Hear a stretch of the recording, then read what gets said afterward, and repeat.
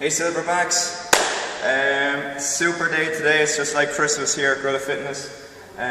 4 limited edition Black Ninja Concept 2 Roars just arrived, okay? So as promised, we're going to obviously be doing an awful lot of rowing, okay, including as part of our Metcons. I've wrote an article before for an international fitness magazine, and I stated that the rowing erg is up there with being one of the single best conditioning tools, along with a prowler, a burpee and a hill sprint. You know, they're certainly the best, and the rowing erg probably number one. Okay, so we're just going to show you how you guys have to row. Okay, so we're going to get strapped in. Take your seat. Okay, we're going to get strapped in. Make sure that's over. Make sure that the straps are over the middle of your foot and not over your toes, okay? Getting nice and tight. So I'm just going to select row here. Okay, so we'll just have a look at rowing technique first, okay? We won't look at the erg just yet, okay? So when we're rowing, okay, we've taught you about good movement, and it's pretty much just like a clean pull, okay? You know, we're going to look for an explosive extension of the hips, followed by, you know, a shrug with the shoulders, and then followed by the arm. Okay, this is predominantly a leg movement, it's a posterior chain movement, not quad dominant. We're going to bring in the hamstrings, and it's going to be hip extension and then a pull. Okay, so what we're kind of looking at is this.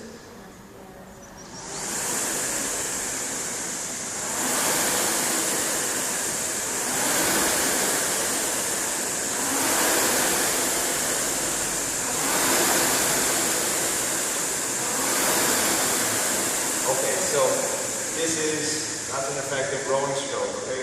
First of all, you've got 2 types of your stroke. You've got your catch and pull, which is the outward phase, and then the recovery is your inward phase, okay? So with the catch and pull, you have got to be extremely explosive at this stage, okay? When you catch, you want to catch the resistance with your chest upright, okay? We're going to keep your arms nice and straight, drive with your legs, drive with your legs, drive with your legs, fully extend your hips, lead with your shoulders, pull with your arms, open up your hips to around 11 o'clock. In the recovery, again, we're going to do the opposite. Arms are going to come back out, and then we're just going to be closing the hip angle again.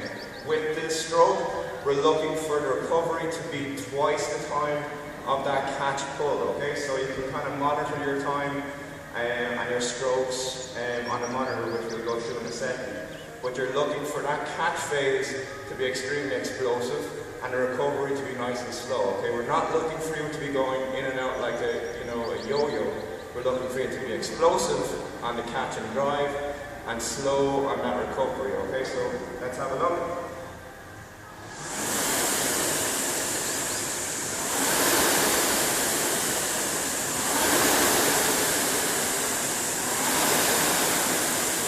This is very efficient, and it's also a very powerful means of rowing. Let's just bring it in and have a look at the monitor here, okay?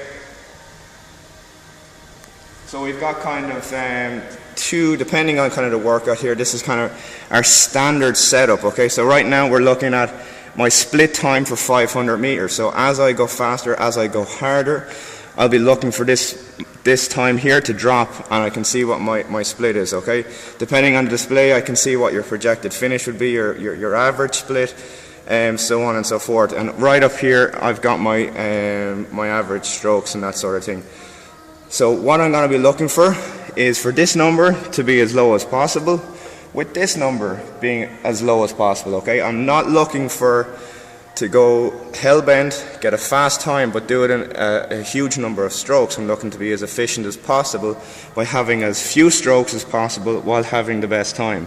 Okay, so the best way to do that is to be efficient through your movement, work hard on that catch and drive, and recover on the recovery position. Okay, so let's just have a look as I will.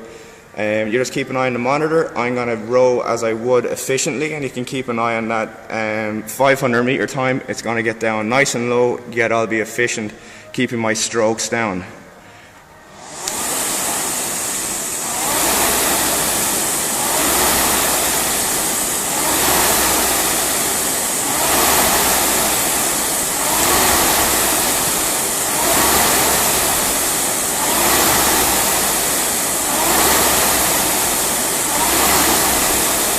Okay, that's a very efficient stroke pace for me. I could keep that up for quite a while. So I get down to around 131 at roughly around 30, I don't know what strokes is that, but it was quite efficient. If I went hell-bent and I was trying to go super fast, not efficient, you'll see the stroke rate will rise, but my split time probably won't go down all that much.